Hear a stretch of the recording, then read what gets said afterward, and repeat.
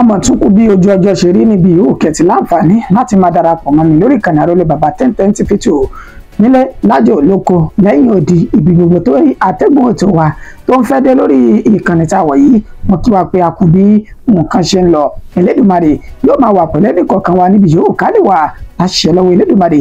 ìròyìn fún ti àsìkò yìí wọn náà látúnṣe bẹ́ẹ̀ gbálẹ́ gbòde tá a mú aṣojú mọ́ màwòrán àtẹ́tìgbọ́ ìtẹ́jẹ́ olùfẹ́ wa ibẹ̀ tí mọ̀pin tó jẹ wá lógójù tá a sì máa ń bá bàárì tá a máa ń ṣe bẹ́ẹ̀ káràmásìkì rẹ̀ òun náà nìròyìn lájọ balẹ̀.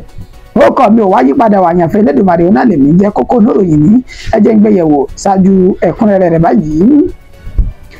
ṣé ká má wulẹ̀ díbọ́ fúnra wa ká sì má tanra wa jẹ lórílẹ̀‐èdè Nàìjíríà yìí kò sí ìgbádùn kankan lórílẹ̀‐èdè yìí mọ́ ìyà ló ń bá àwọn ọmọ orílẹ̀‐èdè yìí fínra.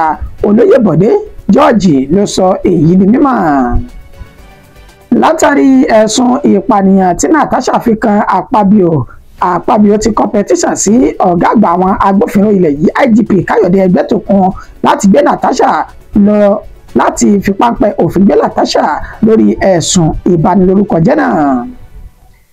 níṣe ni El-Rufai lọ́ọ̀rẹ́ délédé Àtíkù Abubakar nínú ẹgbẹ́ òṣèlú SDP torí ó mọ̀ pé ó ṣeé ṣe ká má fún un ní tíkẹ́ẹ̀tì gẹ́gẹ́ bí ààrẹ láti inú ẹgbẹ́ òṣèlú PDP.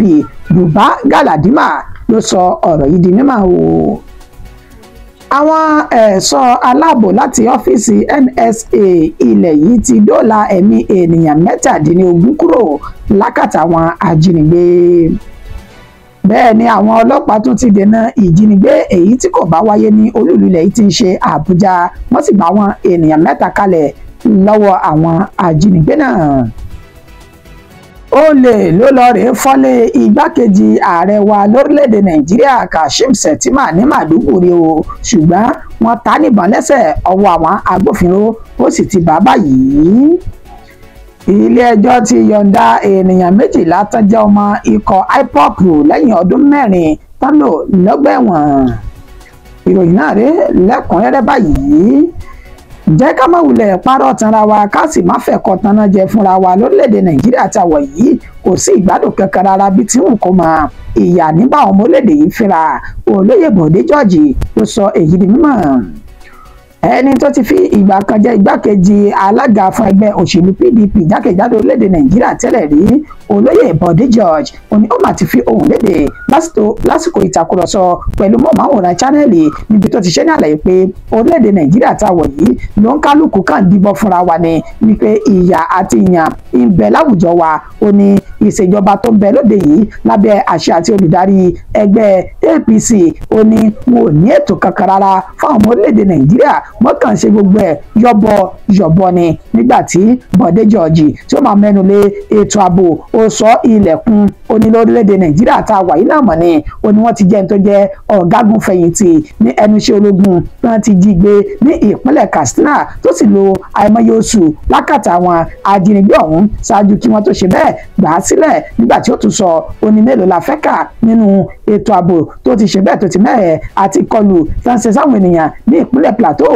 ìpínlẹ̀ Benue ojúmọ́ kan tẹ̀ wá mọ́ báyìí ká má gbọ́ ìròyìn wípé àwọn oníṣẹ́ láabi wọ́n ṣọṣẹ́ lórílẹ̀‐èdè yìí ó láwọn wo gan o ni wọ́n ń ṣe bẹ́ẹ̀ ṣe ìkọlù ọ̀hún àwọn wo ni wọ́n ń pa ṣé kìí ṣàwọn ara wa náà la wà nídìí ọ̀rọ̀ yìí ni ó láwọn ìjọba yìí wọ́n sì mọ̀ ṣùgbọ́n wọn ò gbé ìgbésẹ̀ kankan ó ní ìbádára fún àwọn táwọn nígbàánu ètò ààbò lórílẹ̀‐èdè Nàìjíríà níbi tó ti dárúkọ olùdámọ̀ràn pàtàkì fún ààrẹ fún ìjọba àpapọ̀ lórí ètò ààbò Nuhu Ribadu àti IGP Káyọ̀dé Ẹgbẹ́tókun tó fi mọ́ ọ̀gágun pátápátá lẹ́nu iṣẹ́ ológun ìyún ọ̀gágun Olúfẹ́mi Olúyẹdé àtàwọn tọ́rọ̀ kàn láti tètè pa kìtìmọ́lẹ̀ kán wá ojútùú sí àìsí ètò ààbò lórílẹ̀‐èdè Nàìjíríà. bẹ́ẹ̀ náà ló tún sọ níwọ̀n wípé kí ìjọba tó ń bẹ lóde yìí ká má fi ìyà jẹ àwọn ọmọ orílẹ̀‐èdè Nàìjíríà mọ́ ká tètè gbé àwọn ìgbésẹ̀ tó ṣe dáadáa àtèyí tí ó sèso rere láti tún ètò ọrọ̀ ajé orílẹ̀‐èdè Nàìjíríà sọ bí ẹni sọgbà ọ̀pọ̀rọ̀ ó ní Olóyè Bọ̀dé George ni wọ́n sọ nípa tó ń ṣẹlẹ̀ lórílẹ̀‐èdè yìí á ṣe àfihàn fídíò rẹ̀ lẹ́yìn tá a bá mú ìròyìn wa wá sópin ká má bàa dẹ́ ìtẹ́jọ́ olólùfẹ́ wa lágara. ó dá látàrí ẹ̀sùn ìpànìyàn tí Natasha fi kan Godwin Akpabio mà ti kọ̀mpẹ́tíṣàn sí IGP Káyọ̀dé Ẹgbẹ́tókun láti gbé Natasha nílẹ̀ lórí ẹ̀sùn ìbanilórúkọjẹ́ èyí tí ó fi kan òun. ẹni tó jẹ́ senate president nílé ìgbìmọ̀ asòfin àgbà tí ń ṣe Àbújá Godwin Akpabio òní ọmọ ti ṣe bẹ́ẹ̀ competition èyí tó mú déètì ọjọ́ kẹta oṣù kẹrin ọdún 2025 tó mú dání tó sì ṣe bẹ́ẹ̀ fi àṣẹ tó fi ẹ̀dà petition ọ̀hún tó tún fi ránṣẹ́ sẹ́yìn tó jẹ́ Anthony General lórílẹ̀‐èdè Nàìjíríà tó sì tún jẹ́ mínísítà tó ń rí sí ètò ìdájọ́ orílẹ̀‐èdè yìí Lateef Fagbemi SAN ó ní ọ̀rọ̀ tí Àpótí tó sọ ní ìta gbangba lọ́jọ́ kìíní inú oṣù kẹrin ọdún tá a wọ̀ yìí lásìkò tó ṣe àbẹ̀wò sáwọn ènìyàn rẹ̀ ní ìpínlẹ̀ Kogi ó ní ọ̀rọ̀ náà nípa ẹ̀sùn tí Natasha sọ ní ìta gbangba pé níṣe ni Godwin Akpabio ló ti bá ẹni tó jẹ gómìnà tẹ́lẹ̀ ní ìpínlẹ̀ Kogi Yahaya Bello tó ti bá a sọ̀rọ̀ pé kó wá ọ̀nà lórí bí wọ́n ṣe ṣekú pa òun látàrí pé káwọn ènìyàn lérò pé ibi tó lọ lọ́dọ̀ àwọn ènìyàn rẹ̀ náà ti ṣe ìkọlù náà sí i ó sọ ọ̀rọ̀ náà ní ìta gbangba nígbà tó sì sọ èyí tán ó ní Godwin Akpabio ló wá competition náà wípé ìbanilórúkọ jẹ́ gbáà ni àti pé ó ń ṣe bẹ́ẹ̀ bà orúkọ òun jẹ́ nínú òṣèlú bẹ́ẹ̀ ni ó ń jẹ́ káwọn ará orílẹ̀-èdè Nàìjíríà àwọn ènìyàn orílẹ̀-èdè Nàìjíríà kí wọ́n máa rí òun bẹ́ẹ̀ tí ẹni burúkú àti èèyàn líle nínú agbọn òṣèlú ó ní fún ìdí èyí àwọn agbófinró IGP Káyọ̀dé wọ́n gbọ́dọ̀ pe Natasha kan sì ṣe ìwádìí rẹ̀ finifini lórí àfikàn ẹ̀sùn èyí tó fi kàn òun tóun sì mọ́wọ́ mẹsẹ̀ nípa rẹ̀ Natasha àti Godwin Akpabio òun ni wọ́n ti jọ ní ìtàkùrọ̀sọ èdè àìyedè láti bí oṣù mélòó kan sẹ́yìn lórí ọ̀rọ̀ àṣẹ bẹ́ẹ̀ jídòdò ara ẹni jẹ àjídòdò ara ẹni jẹ èyí tó mú kí wọ́n fọwọ́ sí júwèlé fún Natasha Àpótí ní kẹ́sì ní kó lọ lé oṣù 6 gbáko ní ilé ọ̀rọ̀ ti wà nílẹ̀ ṣáájú àsìkò yìí á tún máa fún ní bí nǹkan bá tún ṣe ń lọ láàrin Natasha àti Godwin Akpabio. Níṣe ni El-Rufai lọ́ọ̀rẹ́ délédé Àtíkù Abubakar nínú ẹgbẹ́ òṣèlú SDP torí ó mọ̀ pé ó ṣeé ṣe ká má fún òun ní tíkẹ́ẹ̀tì láti díje sí ipò ààrẹ nínú ẹgbẹ́ òṣèlú PDP náà. Buba Galadima la ló sọ èyí di mímọ̀.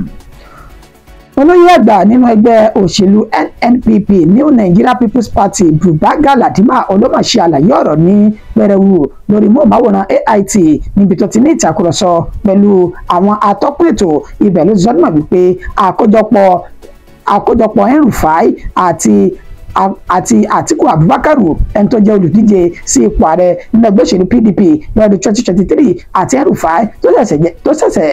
El-Rufai tó jẹ́ gómìnà tó ṣe tán ní ìpínlẹ̀ Kaduna ó ní àkójọpọ̀ àwọn méjèèjì níṣe ni ó ń ya òun lẹ́nu torí pé òun lérò wípé àwọn méjèèjì lè jọ ṣiṣẹ́ papọ̀ láti di ààrẹ ní orílẹ̀-èdè Nàìjíríà táwa yìí ó ní ṣebí El-Rufai yìí ó ní ó ti sọ̀rọ̀ kùngbákùngbé sí Àtíkù Abubakar tẹ́lẹ̀ wípé kó ṣe bẹ́ẹ̀ gbàgbé láti díje sí ipò ààrẹ lórílẹ̀‐èdè Nàìjíríà ó ní gbogbo owó tó bá tùjọ níṣe ni kókó jọ kó sì fi máa ṣètọ́jú àwọn ọmọ rẹ̀ ó ní ọ̀rọ̀ tí El-Rufai ti sọ sẹ́yìn nípa Àtíkù Abubakar nù ó ní ká tún wá sọ nígbà pé àkójọpọ̀ àwọn ènìyàn náà àkójọpọ̀ asán lásán tí kò lè ní nǹkan tó ní àṣeyọrí nínú ó ní àjọṣepọ̀ wọn yóò mú wá ó ṣe àlàyé pé kí ni El-Rufai lè mú wá àti pé oore wo ló fẹ́ ṣe fún Àtíkù Abubakar àtẹgbẹ́ òṣèlú SDP ó fi àpẹẹrẹ lélẹ̀ pé nígbà tí ń bẹ ní orí àléfà gẹ́gẹ́ bí gómìnà ní ìpínlẹ̀ Kaduna ó sọ mímọ̀ wípé wọn ò mà ṣe bẹ́ẹ̀ jáwé olúborí nínú ètò ìdìbò ti ìjọba ìbílẹ̀ ní ìpínlẹ̀ ọ̀hún lọ́dún 2020 oníkódà wọn ò rí àyọyọ kan gbà lásìkò ọ̀hún PDP ló ṣe bẹ́ẹ̀ tó jáwé olúborí ó ní bẹ́ẹ̀ ni ó tún ní nígbà tó wà lórí àléfà ọ̀hún bákan náà sẹ́ẹ̀ àní gbogbo ààyè tó jẹ́ ti ní àsìkò ètò ìdìbò sẹ́nítọ̀ ní ìpínlẹ̀ ọ̀hún ó sọ dímọ̀ wípé wọn kò rí àyè kankan gbà ní inú mẹ́tẹ̀ẹ̀ta bẹ́ẹ̀ náà ló tún ní ilé ìgbìmọ̀ aṣojú ṣòfin ìpínlẹ̀ Kaduna nígbà tó ń gá sí wà lórí àléfà ó mọ̀ tún ṣe bẹ́ẹ̀ jálulẹ̀ nígbà tí wọ́n ṣe ètò ìdìbò náà nínú ààyè 14 níṣe ni ẹgbẹ́ òṣèlú PDP ló kó 12 nígbà tí ẹgbẹ́ òṣèlú Labour Party tó ṣe bẹ́ẹ̀ tó mú ọyọ kan tó ń do báyìí ó ní El-Rufai lórí jà ó ní nígbà tó wà lórí àléfà lélẹ́yìí o ká tó wá sọ̀rọ̀ ìgbà tí ó ti kúrò lórí àléfà gẹ́gẹ́ bí gómìnà ní ìpínlẹ̀ Kaduna kò tún wá kúrò bẹ́ẹ̀ lásán níṣẹ́ ló tún bá ẹni tó jẹ́ gómìnà lọ́wọ́lọ́wọ́ báyìí tó tún bá ní gbólóhùn aṣọ oníṣíkámọ̀tàrà wa àkójọpọ̀ wọn orí asán lásán ni òun sì mọ̀ pé níṣẹ́ ló lọ rèé délédé Àtíkù Abubakar torí pé òun náà ń bọ̀ wá padà darapọ̀ mẹ́gbẹ́ òṣèlú SDP. Àwọn ẹ̀ṣọ́ aláàbò láti ọ́fíìsì NSA ilẹ̀ yìí náà ti dóòlà ẹ̀mí ènìyàn tí kò dín ní 17 kúrò lákàtà àwọn ajínigbé.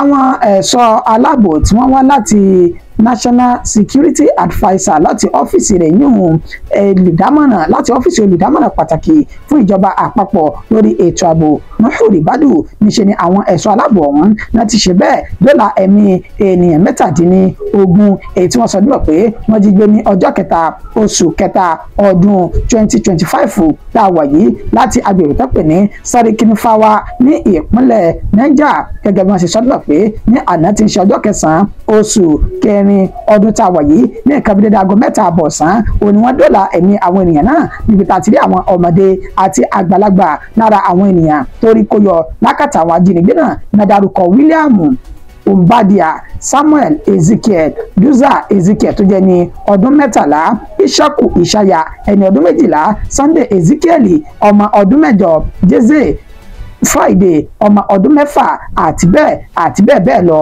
ẹ̀ẹ́nà ti wí pé olùdámọ̀ràn pàtàkì lórí ètò ààbò orílẹ̀-èdè Nàìjíríà Nuhu Ribadu ló ti fi ohùn léde pé káwọn ènìyàn orílẹ̀-èdè yìí ká dẹ́kun sísan owó ìtúsílẹ̀ tá a mọ̀ sí ránsọ́ọ̀mù fáwọn ajínigbé ó ní owó tán san ọ̀hún ó ń ṣe bẹ́ẹ̀ gún wọn ní kẹsẹ̀ àti àtìlẹ́yìn fún wọn láti ti gbé ìgbésẹ̀ lórí bó tó ṣe tẹ̀síwájú nínú à ń jiyàn gbé lórílẹ̀-èdè Nàìjíríà. Bẹ́ẹ̀ ni àwọn ọlọ́pàá tó ti ṣe bẹ́ẹ̀ dènà ìjínigbé èyí tí kò bá tún wáyé ní olúìlú ilẹ̀ yìí tí ń ṣe Àbújá wọ́n gba ènìyàn 7 kalẹ̀ lákàtà àwọn ajínigbé náà ní abúlé tó pè ní Páyà ìjọba ìbílẹ̀ Buwari ní olúìlú ilẹ̀ yìí tí ń ṣe Àbújá ó ní wọ́n ti ṣe bẹ́ẹ̀ dóòlà ẹ̀mí ènìyàn 7 ètò wáyé ní ọjọ́ kẹsàn-án oṣù kẹrin ọdún tá a wọ̀ yìí ní nǹkan bí dédé aago 8 àbọ̀ alẹ́ ní ìṣẹ̀lẹ̀ náà ó ní ó ṣẹlẹ̀ nínú àlàyé tó ṣe wípé àwọn ajínigbé náà di ìhámọ́ra ogun wọnú ìlú tá a pè ní Páyà yìí tí wọ́n sì bẹ̀rẹ̀ sí ní yìnbọn náà ní takòtako wọ́n palẹ̀ ènìyàn 7 mọ́ láti gbé wọn lọ sí ibùbá wọn ṣùgbọ́n nígbà tí ìròyìn náà dé ti gbọ́ àwọn agbófinró wọn pa kìtì mọ́lẹ̀ wọ́n sì ṣe bẹ́ẹ̀ tẹ̀lé àwọn oníṣẹ́ láabi ọ̀hún títí tí wọ́n fi dé agbègbè tó pè ní Tókòlò níbi tí wọ́n ti ní wọ́n pa àwọn ènìyàn 7 tí wọ́n jí gbé wọ́n kó wọn dà sílẹ̀ wọ́n sì bá ẹsẹ̀ wọn sọ̀rọ̀ wọ́n júbà ìhòòrò láti sá àsálà fún ẹ̀mí wọn wọ́n sá wọ inú gbọ́tọ̀ pè ní Gidandogo ní olúìlú ilẹ̀ yìí tí ń ṣe Àbújá náà ibẹ̀ ni wọ́n bá ẹsẹ̀ wọn sọ̀rọ̀ tí wọ́n sì fi sá lọ tẹ̀fẹ̀tẹ̀fẹ̀. Olè ló lọ ṣe bẹ́ẹ̀ fọlọ́ ilé igbákejì ààrẹ orílẹ̀-èdè Nàìjíríà Kashim Shettima ní Maiduguri àmọ́ níṣe ni wọ́n ta níbọn lẹ́sẹ̀ tó sì fi páńpẹ́ òfin mú un.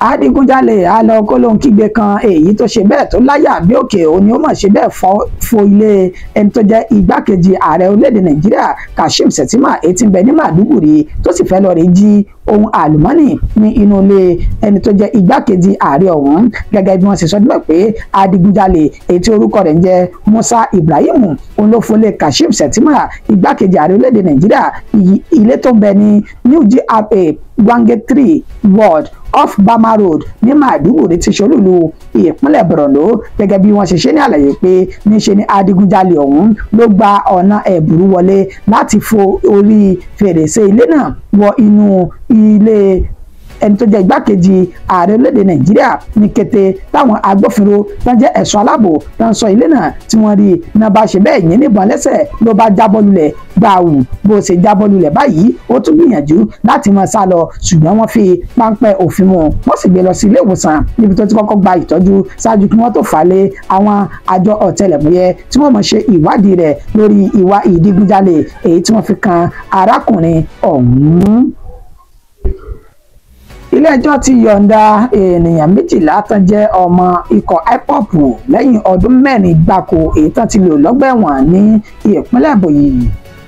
ilé-ẹjọ́ gíga tó fi kalẹ̀ sí ìpínlẹ̀ Ebonyi ni wọ́n ti yọ̀ǹda ènìyàn 12 tí wọ́n jẹ́ ọmọ ikọ̀ IPOB gẹ́gẹ́ bí àlàyé tẹ́ni tó jẹ́ agbẹjọ́rò fún ikọ̀ ọ̀hún Ifeanyi Ejiofor ètò ṣe ní àlàyé ó sọdún pé àwọn ènìyàn náà ti wà ní gbàgà inú ọgbà ẹ̀wọ̀n láti ọjọ́ 24 oṣù karùn-ún ọdún 2021 wọ́n sì wà lára àwọn ènìyàn 36 tí wọ́n fi páńpẹ́ òfin mú lọ́dún náà lọ́hùn-ún ó ní àwọn tí ń ṣe akitiyan láti ọjọ́ tó ti pẹ́ lórí bí wọ́n ṣe fẹ́ dóòlà ẹ̀mí lórí bí wọ́n ṣe yọ àwọn ènìyàn náà kúrò ní àtìmọ́lé tán wà ó ní ṣùgbọ́n gbogbo báwọn ṣe ń gbìyànjú ó ní ó ń já sí pàbó kó tó di pé àwọn tó wá gba ọ̀nà míì láti rin ìrìn náà ní ìrìn òfin láti fi ṣe bẹ́ẹ̀ yọ̀ǹda àwọn 12 ọ̀hún ẹ̀rín àtayọ̀ ló pẹ̀kẹ́ àwọn ènìyàn náà á ṣe àfihàn fídíò rẹ̀ tá a fi mọ kíra wa pé ó dàbọ̀ fún ti àsìkò yìí.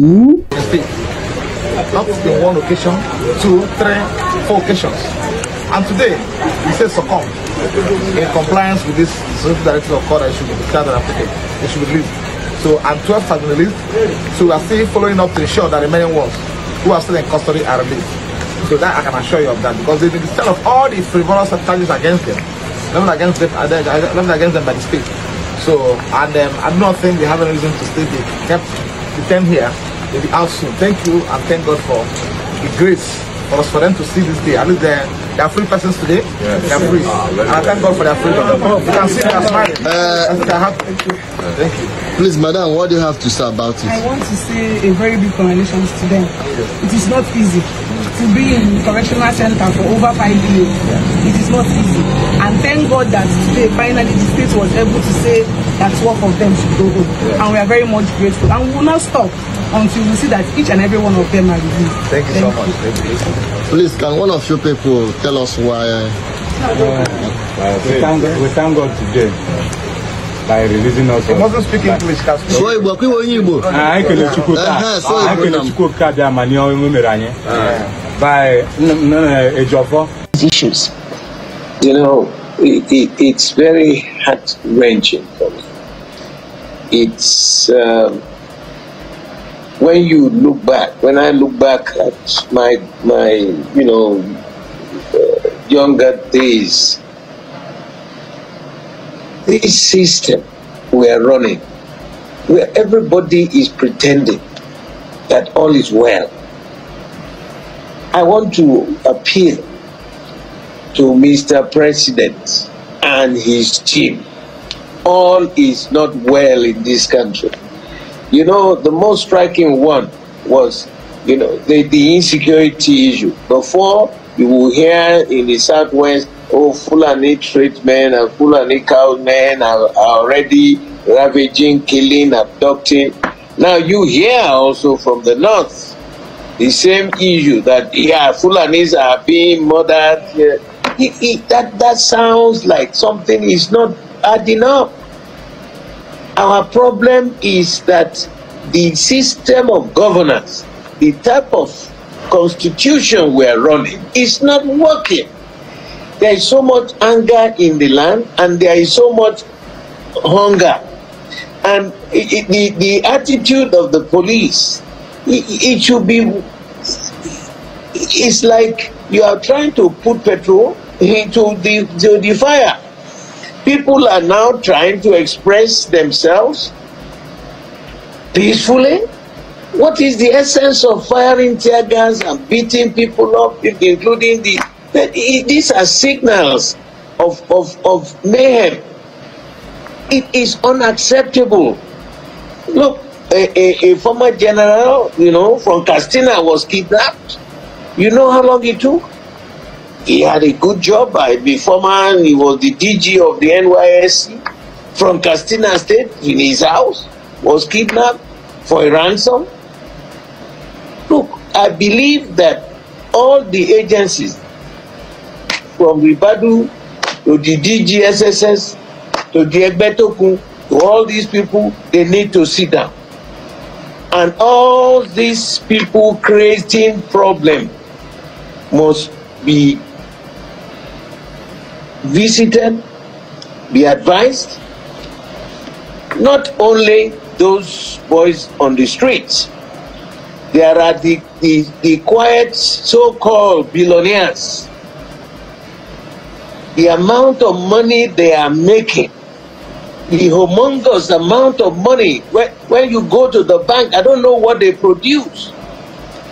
They have, you have MDs and the chairman of these that having 4, 3, 4, 5 private jets. What are they producing in these banks? And it beats me hollow. I'm in my 80s now, so what am I running after? What am I looking for? Papa Adebanjo is gone now. Papa Clark too is gone. They have handed over the continuation of discussion, not fighting. The real problem, the government is not the solution to our problem. The government itself is the problem. They need to wake up. Mr. Bola Tinubu, President, please revisit. And now it's a whole something. The electoral process we are doing, if it is well done, you know, people will realize that every 4 years they have to go back to the people to renew their mandate. But because it is such a worthless, useless system, they don't care. Garbage in, garbage out. General Buhari also said, let me put something modern technology to handle it. You see the way Nigerians have already manipulated the system. Look at the judgment in those state election. It is terrible. We will sit down lying and deceiving ourselves that all is well. All is not well. All over now.